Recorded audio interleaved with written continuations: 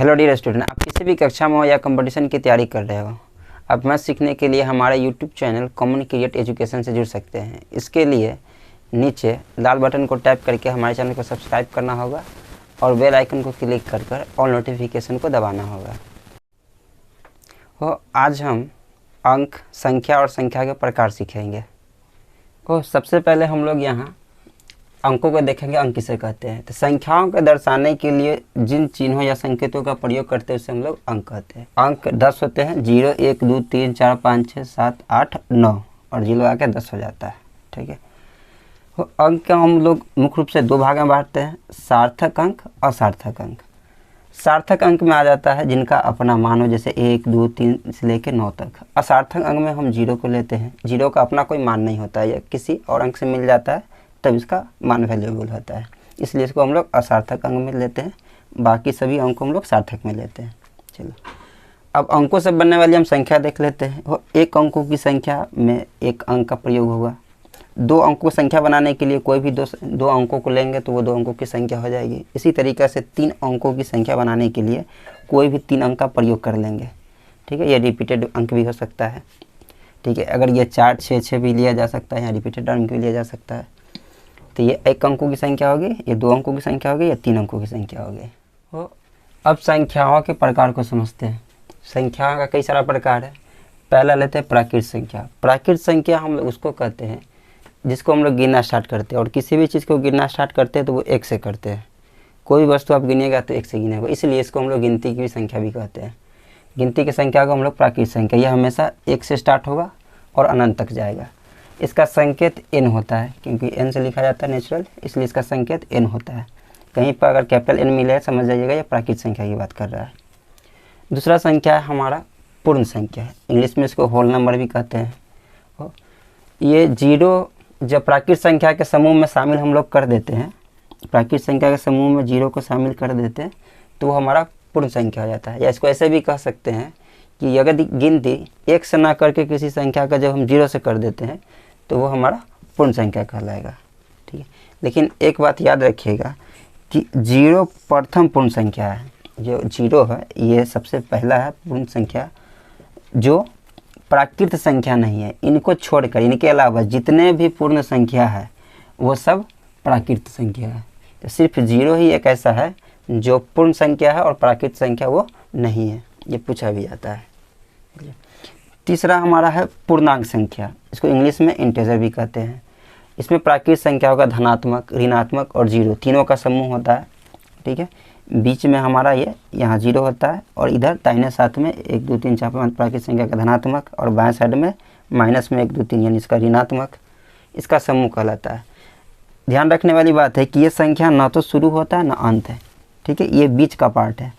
पूर्ण संख्या ये बीच का पार्ट हम लोग लिखते हैं, ये यहाँ भी अनंत तक जाता है और यहाँ भी अनंत तक जाता है।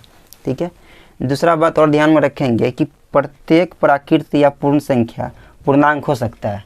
जैसे कि ये 1 2 से स्टार्ट होता है, ठीक है, तो यहाँ 1 2 से भी आ गया, और पूर्णांक संख्या 0 से स्टार्ट होता है। तो प्राकृत संख्या और पूर्ण संख्या ये दोनों पूर्णांक संख्या हो सकती है, लेकिन प्रत्येक पूर्णांक संख्या न तो वो पूर्ण संख्या हो सकती है ना प्राकृत संख्या होती है। इसलिए कि -1 2 3 उसी पूर्णांक संख्या में आता है, न पूर्ण में आता है न प्राकृत संख्या में। 3 बातों को हम लोग ध्यान में रखेंगे। चलिए आगे हम लोग देखते हैं। अब अगला संख्या हम देखते हैं सम संख्या। सम संख्या को हम लोग इवन नंबर भी कहते हैं। वह प्राकृत संख्या जो 2 से पूर्णतः कट जाए या विभक्त हो जाए उसे हम लोग कहते हैं सम संख्या। या इसका दूसरा ये भी डिफिनेशन है कि यदि इसके इकाई स्थान पर संख्या जितना भी बड़ा हो, इसके इकाई स्थान पर 0 या 2 या 4 या 6 8 इनमें से कोई भी अगर एक अंक है इसके इकाई स्थान पर तो वो हमेशा सम संख्या होगा। चाहे वो 25 24 हो या 78 62 हो, कोई भी संख्या ले लेते हैं, इसके इकाई स्थान पर 0 2 4 6 8 में से कोई भी एक संख्या होगा, अंक होगा, तो वह संख्या हमेशा हमारा सम संख्या होगा। विषम संख्या वो होता है कि जो 2 से पूर्णतः ना कटे। ठीक है, या इसका दूसरा डिफिनेशन ये है कि ठीक है उसके इकाई स्थान पर 1 3 5 7 में से कोई एक अंक होगा तो वो हमारा विषम संख्या होगा। ठीक है, जैसे अगर मान लेते हैं 7 5 4 3 है, ये एक संख्या है, तो इससे अगर 2 से भाग देंगे नहीं कटेगा तो वो क्या होगा, विषम। या इसको सिर्फ देख के पहचानना हो तो हम यहाँ देखेंगे कि इसके इकाई स्थान पे कितना है, 3 है, हमारा डिफिनेशन क्या है, 1 3 5 7 में से कोई भी अगर हो तो वो क्या होगा, विषम संख्या, अर्थात ये विषम संख्या है। ठीक है, यही अगर अगला संख्या ले लेते हैं हम लोग, इसके इकाई स्थान पर कितना है, 2 है, अर्थात ये विषम ना होकर क्या हो जाएगा, सम संख्या है। क्या है कि इकाई स्थान पर 0 2 4 6 8 होता है तो वो क्या होता है, सम संख्या। यदि इकाई स्थान पर 1 3 5 7 9 में से कुछ होता है तो वो होता है वो विषम संख्या। तो या इसमें 2 बात याद रखेंगे कि लगातार 2 सम या विषम संख्या का अंतर हमेशा 2 होगा। कोई भी लगातार 2 सम संख्या 2 विषम संख्या लेंगे तो उसका हर जगह अंतर 2 होगा। ठीक है, दूसरी बात है कि प्रथम सम संख्या हमारा 2 होता है और प्रथम विषम संख्या हमारा 1 होता है, ध्यान में रखेंगे। और 0 को हम ना सम में लेते ना विषम में, लेकिन सम में तभी ये होगा जब हम लोग इसको 2 से भाग दें, अर्थात 0 बटा अगर हम लोग 2 लिखते हैं तो ये एक सम संख्या के अंतर्गत में आएगा। कहने का मतलब है कि अगर 1 है 2 है 0 है, अगर सम को हम छाटेंगे इसमें तो क्या हो सकता है, 0 हो सकता है 2 हो सकता है, और विषम में भी छाटिएगा तो 0 हो सकता है 1 हो सकता है। ठीक है, चलिए अगली संख्या हम लोग देखते हैं। तो आगे है हमारा भाज्य संख्या, और इसका उपनाम योग रूट, संयुक्त संख्या या यौगिक संख्या भी है। ठीक है, इंग्लिश नाम कंपोजिट नंबर है। इसका मेन नाम या जिस नाम से ज़्यादातर वो आता है ये भाज्य संख्या के नाम से आता है। ठीक है, उसके बाद संयुक्त संख्या, यौगिक और योग रूट के नाम से कम आता है पर ये इसका उपनाम भी है। वो भाज्य संख्या उसको कहते हैं वैसा प्राकृतिक संख्या जिसके पास 2 से अधिक गुणनखंड हो, या वैसी प्राकृतिक संख्या जो 1 और स्वयं के अलावा किसी से ना कटे। जैसे हम लोग 4 को ही ले लेते हैं तो 4 का जो हमारा गुणनखंड होगा वो कौन कौन होगा, 1 2 और 4। ठीक है, अर्थात यह संख्या 2 से अधिक गुणनखंड हो गया, जिसका भी वह संख्या जिससे 2 से अधिक गुणनखंड हो जाए वो हमारा क्या हो जाएगा, भाज्य। तो वैसा कोई भी संख्या जिसका 2 से अधिक गुणनखंड हो जाए तो वह हमारा भाज्य हो जाएगा। या वैसी संख्या जो 1 और स्वयं के अलावा किसी दूसरी संख्या से कट जाए, जैसे ये 4 है तो ये 1 से भी कट रहा है 4 से भी कट रहा है, यानी 1 से कट रहा है और स्वयं से भी कट रहा है, उसके अलावा भी संख्या 2 से कट रहा है, इसलिए यह संख्या हमारा क्या हो गया, भाज्य संख्या हो गया। ठीक है, उसी तरह का अगर 9 को हम देखते हैं तो 9 का क्या हो जाता है गुणनखंड, 1 3 9, अर्थात इसके भी 2 से अधिक गुणनखंड है, इसलिए यह भाज्य संख्या हो गया। या दूसरा डिफिनेशन लेते हैं, ये 1 और स्वयं के अलावा इसको दूसरा संख्या 3 काट दे रहा है, इसलिए यह भाज्य संख्या है। अगला है वो हमारा अभाज्य संख्या, हो इसका उपनाम प्राथमिक संख्या या रूट संख्या या असंयुक्त संख्या भी कहते हैं, इंग्लिश नाम इसको हम लोग प्राइम नंबर कहते हैं। चलिए इसका भी दूसरा डिफिनेशन यह है वैसा प्राकृतिक संख्या जो 1 और स्वयं के अलावा किसी दूसरी संख्या से न कटे। जैसे हम लोग 2 को ही ले लेते हैं तो 2 के पास कितने गुणनखंड है, तो 2 के पास जो गुणनखंड है वो कितना हो गया, 1 और 2, यानी कि 1 और 2 ही है जो इसको काट सकता है। ठीक है, तो इसके पास टोटल कितने गुणनखंड हो गया, 2। तो वैसी संख्या जिसके पास मात्र 2 गुणनखंड हो वो क्या कहलाता है, अभाज्य संख्या। या 1 और स्वयं के अलावा कोई दूसरी संख्या से नहीं काट दे, तो 2 1 और 2 के अलावा किसी और से नहीं कट सकता, इसलिए यह क्या हो गया, एक अभाज्य संख्या हो गया। चाहे 7 को ही ले लेते हैं, 1 और 7 के अलावा 7 को और कोई नहीं काट सकता, इसलिए यह क्या हो गया, हमारा अभाज्य संख्या हो गया। या इसको प्राथमिक रूट या असंयुक्त संख्या भी कह सकते हैं। और यहाँ नोट में हम ध्यान में रखेंगे कि 2 प्रथम अभाज्य संख्या है, 2 प्रथम अभाज्य संख्या मतलब प्रथम मतलब होता है सबसे पहला, तो सबसे पहला अभाज्य संख्या है कि जो सम संख्या है। इसके अलावा जितने भी अभाज्य संख्या है वो सब क्या है, सबके सब विषम संख्या है। क्योंकि ये अपवाद है इसलिए पूछा भी जाता है, इसको आप ध्यान में रखिएगा। ठीक है, वो अब प्रश्न पूछता है कभी कभी कि 1 से 100 के बीच, 1 से लेकर 100 के बीच में कितने अभाज्य संख्या है, कितना अभाज्य संख्या है। तो ठीक है, आप मोबाइल नंबर की तरह इसको याद कर सकते हैं, 44 22 32 23 21। कहने का मतलब है कि 1 से 10 के बीच में 4 अभाज्य संख्या होती है। उसी तरीक़ा से 11 से 20 के बीच में 4 अभाज्य संख्या होती है। ठीक है, 21 से 30 के बीच में 2 अभाज्य संख्या होती है। 31 से 40 के बीच में 2 अभाज्य संख्या होती है। 41 से 50 के बीच में 3 अभाज्य संख्याएँ होती है। 51 से 60 के बीच में 2 अभाज्य संख्याएँ होती है। 61 से 70 के बीच में 2 अभाज्य संख्याएँ होती है। 71 से 80 के बीच में 3 अभाज्य संख्याएँ होती है। 81 से 90 के बीच में 2 अभाज्य संख्याएँ होती है। और 91 से 100 के बीच में 1 अभाज्य संख्या होती है। टोटल अभाज्य संख्याओं को जोड़ देंगे तो अभाज्य संख्या की कुल संख्या 25 होती है। अर्थात 1 से लेकर 100 के बीच में अभाज्य संख्याओं की कुल तादाद 25 है, जो 1 से 10, 11 से 20, 21 से 30, 21 से 40 से इस प्रकार है। ठीक है, अब इस चार्ट को आप याद कर लेते हैं तो कभी भी 1 से 100 या 21 से 30 के बीच में या 41 से 50 के बीच में पूछेगा तो आप यहाँ से आसानी से निकाल सकते हैं। ठीक है, एक तरह का ट्रिक हो गया। तो जैसे 1 से 10 के बीच में अभाज्य संख्या कौन कौन होता है? 2 है, 3 है, 5 है, 7 है। टोटल कितना हुआ? 4। इस तरह से इसको लिखा गया है। जैसे मान लेते हैं 51 से 60 के बीच में है। ठीक है, तो हमारा कौन कौन हो जाए? एक 53 हो जाता है, एक हमारा 59 हो जाता है। ठीक है, तो इसके बीच में 2 अभाज्य संख्या। इस तरीक़े से कर करके टोटल 1 से लेकर 100 के बीच में 25 होता है। आगे अब हमारा अपवर्त संख्या, अपवर्त या इसको गुणनखंड संख्या भी कहते हैं। ठीक है, इंग्लिश नाम फैक्टर है। इसमें कहते हैं वे सभी संख्याएं जो दी गई संख्या को विभक्त कर दे। वे सभी संख्याएं, जितनी संख्या है जो दी गई संख्या को विभक्त कर दे, यानी 1 भी से काट देगा, 2 भी काट देगा, 3 भी काट देगा, 6 भी से काट देगा, 9 भी काट देगा, 18 भी काट दिया। तो वैसी संख्या जिसको सब काट दे वो उसका क्या कहलाता है? अपवर्त कहलाता है या गुणनखंड कहलाता है। ठीक है, ठीक इसका उल्टा एक तरह से हो जाता है गुणज अपवर्त। ठीक है, वे सभी संख्याएं जो दी गई संख्या से पूर्णतः विभक्त हो। जैसे ठीक है, वे सभी संख्याएं, ठीक है, जो दी गई संख्या से वो क्या होता है? पूर्णतः विभक्त है। यानी ये उल्टा, ये 18 इसको काट देगा, 18 का 18 में 36, 18 54। अर्थात ये भी कह सकते हैं आपकी गुणज है ना, एक तरह का पहाड़ा है। ठीक है, जैसे कह दे 18 का गुणज लिखने का, 18 का पहाड़ा लिख दीजिए। ठीक है, तो 18 का पहाड़ा वो होगा जो 18 से कटने वाला होगा। ठीक है, 9 का पहाड़ा वो होगा जो 9 से कटने वाला होगा। अर्थात हम लोग कह सकते हैं कि संख्या स्वयं, जैसे 18 का हम लोग ने क्या निकाला?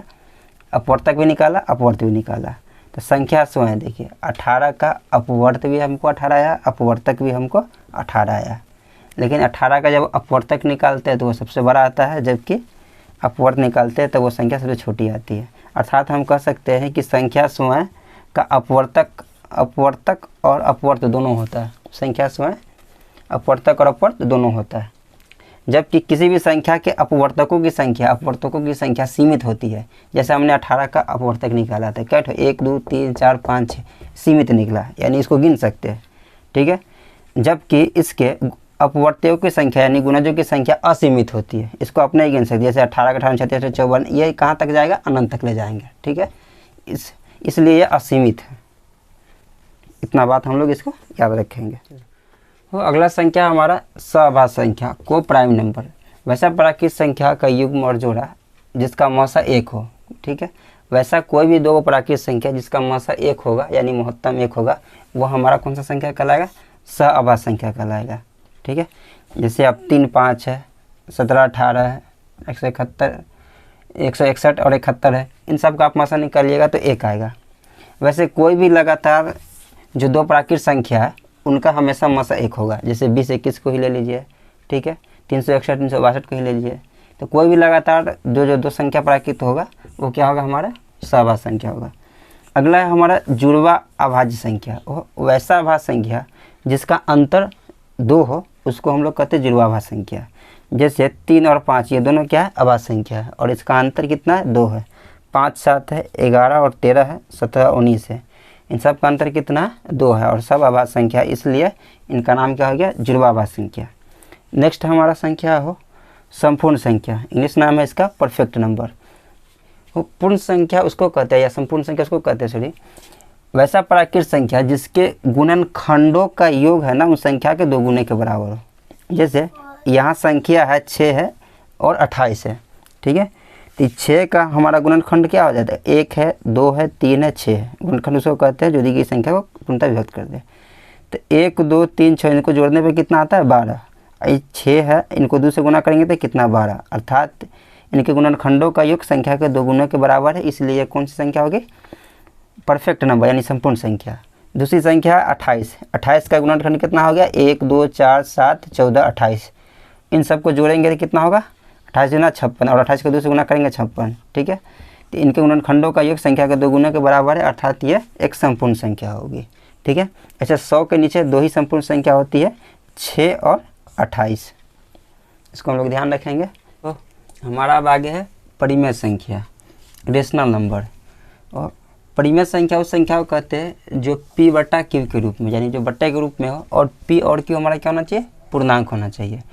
और q बराबर यानी नीचे हर हमारा क्या ना हो, 0 के बराबर नहीं हो, तब उसको हम लोग कहते हैं एक परिमेय संख्या है। जैसे 3/7, 3/7 में 3 भी और 7 भी ये दोनों पूर्णांक संख्या है।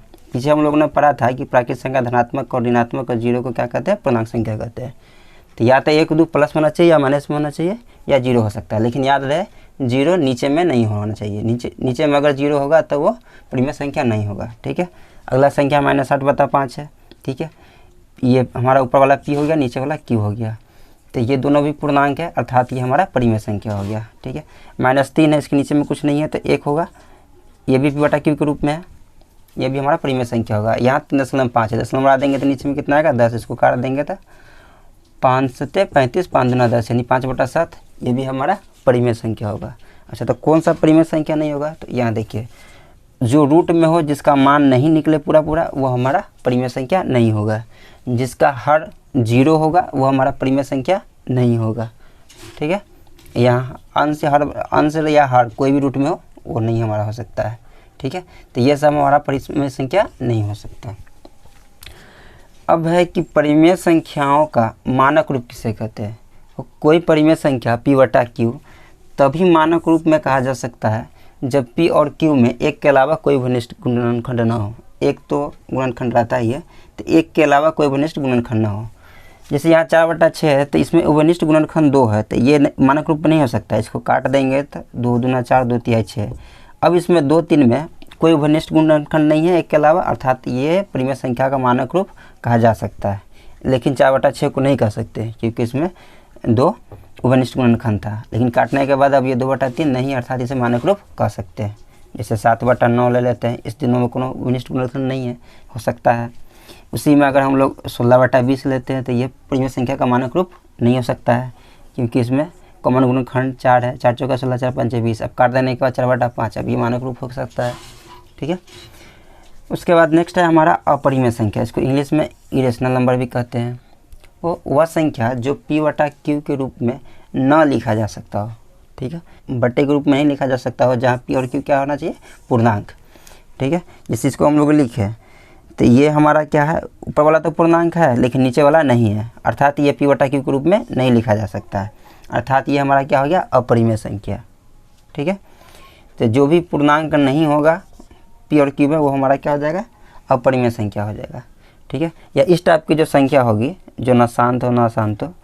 ठीक है, जैसे कि आप देखिए होइएगा 0 है, 1 है, 0 डबल 1, एक संख्या बढ़ते चला जाता है। जैसे 2 है, 0 है, अब ये 2 डबल हो गया, अब ट्रिपल होगा, इससे 4 बढ़ते चला जाएगा। तो इस टाइप की भी संख्या क्या हमारा कहलाता है, अपरिमेय संख्या। अच्छा, कोई संख्या अगर रूट में है, ठीक है, मान लेते हैं रूट 25 है, तो इसका पूरा अगर मान निकल जाए तो वो परिमेय संख्या होगा, ना निकले तो अपरिमेय संख्या होगा। ठीक है, 25 का वर्गमूल कितना होता है, 5, यानी इसका मूल निकल गया तो ये हमारा क्या हो गया, ये हमारा परिमेय संख्या होगा। यही में अगर रूट 27 है, रूट 27 का पूरा मूल नहीं निकल सकता, अर्थात ये क्या हो गया, हमारा अपरिमेय संख्या होगा।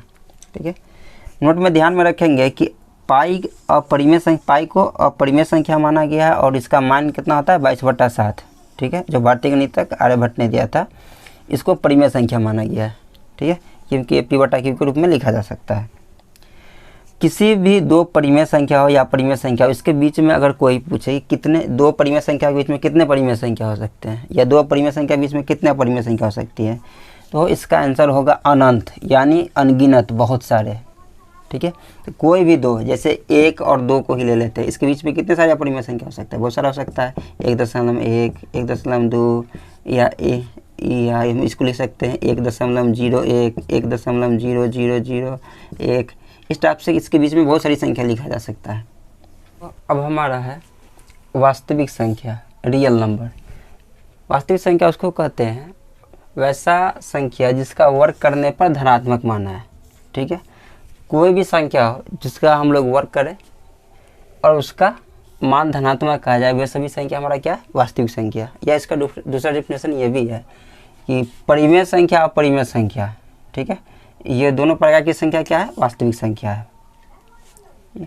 कोई भी परिमेय संख्या हो या अपरिमेय संख्या हो, वो हमारा क्या होगा, वास्तविक संख्या। या कोई भी संख्या हो जिसका वर्ग करें, धनात्मक रिजल्ट आ गया, जैसे √5 है, इसका वर्ग किए, ठीक है, स्क्वायर से ये रूट कट गया, कितना बचा, 5 बचा, ये हमारा धनात्मक रिजल्ट आ गया, ये क्या हमारा हो गया, वास्तविक संख्या। ठीक है, नेक्स्ट है हमारा काल्पनिक संख्या। काल्पनिक संख्या इमेजिनरी नंबर उसको कहते हैं, वैसी संख्या जिसका वर्ग करने पर ऋणात्मक मान है। ये ऋणात्मक मान तभी संभव है जब वो रूट के अंदर माइनस में हो, अर्थात रूट के अंदर माइनस में अगर कोई संख्या है तो वो हमारा इमेजिनरी नंबर होगा। देखिए जैसे √7 है, -√7 है, इसका स्क्वायर करेंगे तो रूट से स्क्वायर कट जाएगा, मान क्या आएगा, -7। ठीक है, तो वैसी संख्या जिसका वर्ग करने पर ऋणात्मक मान आएगा वो हमारा कौन सी संख्या कहलाता है, काल्पनिक संख्या। और इस टाइप की संख्या रूट में होती है, माइनस में। ठीक है, एक और संख्या है लास्ट हमारा रामानुजन संख्या। हो, ये ऐसी संख्या है जिसको दो अलग अलग तरीक़ों से हम दो घनों के रूप में व्यक्त कर सकते हैं। जैसे 1729 होता है, जैसे 1729 को आप मतलब कि 1 का घन प्लस 12 का घन, ये एक तरीका हो गया। ठीक है, ये 9 का घन और 10 का घन, ये 2 तरीका हो गया। ठीक है, तो वैसा कोई भी संख्या जिसको दो घनों के रूप में व्यक्त किया जा सकता है अलग अलग में, वो हमारा कौन सा संख्या होता है, रामानुजन संख्या। या आप ऐसे भी कह सकते हैं कि 1729 को रामानुजन संख्या कहा जाता है। ठीक है, यहाँ पर हमारा सभी प्रकार का जो संख्या था वो समाप्त हुआ। हो, अब सिर्फ एग्जाम्पल से हम समझते हैं प्राकृत संख्या क्या है। और प्राकृत संख्या 1 से स्टार्ट होता है, 1 2 3 4 5 6 7 8 9, इस तरह की संख्या को हम लोग क्या कहते हैं, प्राकृत संख्या, नेचुरल नंबर। ठीक है, पूर्ण संख्या यानी होल नंबर जब 0 से स्टार्ट होता है, 0 1 2 3 4 5 6 7 8 9, इसको हम लोग कहते हैं पूर्ण संख्या। पूर्णांक संख्या बीच में 0 होता है, इसके दाईं तरफ 1 2 3 4 5 जाता है, बाएं तरफ माइनस में 1 2 3 4 5, इस तरह की संख्या को हम लोग पूर्णांक या इंटीजर नंबर कहते हैं। सम संख्या जो 2 से कट जाए, सबसे छोटा सम संख्या 2 होता है, 2 4 6 8 10। विषम संख्या 1 3 5 7 9 को कहते हैं, यह 2 से नहीं कटता है। चलिए, भाज्य संख्या उसको कहते हैं जिसके पास 2 से अधिक गुणनखंड हो। ठीक है, 4 का गुणनखंड 1 2 और 4 होता है। ठीक है, इसलिए यह भाज्य संख्या, यह 4 से स्टार्ट होता है, 4 6 8 9 इस तरीक़ा से आगे जाता है। अभाज्य संख्या उसको कहते हैं जिसके पास मात्र 2 गुणनखंड हो, यह 2 से स्टार्ट होता है, यह प्रथम अभाज्य संख्या 2 3 5 7 इस टाइप से ये स्टार्ट होता है। अपवर्तक संख्या उसको हम लोग कहते हैं। ठीक है, जैसे कि 6 है तो 6 को कौन कौन काट देगा, 6 1 से भी कट जाएगा, 2 से भी कट जाएगा, 3 से 6 से भी कट जाएगा। ठीक है, तो ये सब क्या हो गया, ये 6 का अपवर्तक हो गया। ठीक है, 12 का अपवर्तक हुआ होगा जो 12 को काट दे, जैसे 1 हो गया, 2 हो गया, 3 हो गया, 4 हो गया, 6 हो गया, 12 हो गया। ठीक है, आगे हमारा अपवर्त। अपवर्त उसको कहते हैं वे सभी संख्याएं जो दी गई संख्या से कट जाए। ये सभी संख्या 5 से कट जाएगी, अर्थात ये सभी क्या हो गया, ये 5 का अपवर्त हो गया। ठीक है, तो अपवर्त क्या है, 6 का अपवर्त आप क्या कर लीजिए, 6 का पारा लिख दीजिएगा, उस अपवर्त हो जाएगा। उसके बाद हमारा सहभाज्य संख्या, को प्राइम नंबर। को प्राइम नंबर वह होता है, वैसा 2 संख्या होता है जिनका मौसा 1 हो। ठीक है, तो कोई भी लगातार 2 संख्या होगा उनका मौसा 1 होगा। जुड़वा अभाज्य संख्या उसको कहते हैं वैसा अभाज्य संख्या जिसका अंतर 2 हो, जैसे 3 5 है, 5 7 है, 11 13। उसके बाद है हमारा संपूर्ण संख्या। संपूर्ण संख्या उसको कहते हैं कि उन संख्या का अगर हम लोग गुणनखंड करेंगे और योग करेंगे तो संख्या के दुगुने के बराबर होगा। ठीक है, जैसे 6 का गुणनखंड कौन होता है, 1 होता है, 2 होता है, 3 होता है और 6 होता है। इनको जोड़िएगा तो कितना होगा, 12। इसको भी 2 से गुना करिएगा तो ये 12, इधर भी 12 बराबर 12, यानी संख्या के दोगुने के बराबर है, अर्थात ये संपूर्ण संख्या है। उसके बाद हमारा क्या, परिमेय संख्या, जो P बटा Q के रूप का हो। ठीक है, और नीचे में Q बराबर 0 नहीं होना चाहिए। 8 बटा 9 है, 6 है, -5 है। अब परिमेय संख्या उसको कहते हैं जो P बटा Q के रूप में ना लिखा जा सकते। ठीक है, रूट में अगर कोई संख्या हो उसका पूर्ण मूल ना निकल सके तो वो क्या हो गया हमारा अपरिमेय संख्या। अगर मूल निकल जाएगा तो वो हमारा क्या हो गया, परिमेय संख्या। ठीक है, इस टाइप की संख्या 0 0.1 0, इसमें बढ़ते जाते हैं, जैसे 1 है, इसके बाद 2 1 आया, उसके बाद 3 1 आया। इस टाइप की भी संख्या हमको क्या कहते हैं, इसको अपरिमेय संख्या कहते हैं। और वास्तविक संख्या में परिमेय संख्या और अपरिमेय संख्या दोनों आ जाता है। ठीक है, तो वास्तविक संख्या में परिमेय संख्या लिख लीजिए, वही हमारा वास्तविक संख्या हो गया। काल्पनिक संख्या उसको कहते हैं जो रूट के अंदर में माइनस लगा हो, वो हमारा काल्पनिक संख्या कहलाता है। रामानुजन संख्या 1729 को हम लोग क्या कहते हैं? रामानुजन संख्या कहते हैं। ये प्रश्न है जो संख्या में प्राय उसके ऊपर आधारित है। आप इसे बनाएं और कमेंट करके आप इसका आंसर बताएं, इनका आंसर क्या क्या होगा। अगर कोई संख्या नहीं समझ में आए तो वो भी बताएं हमें।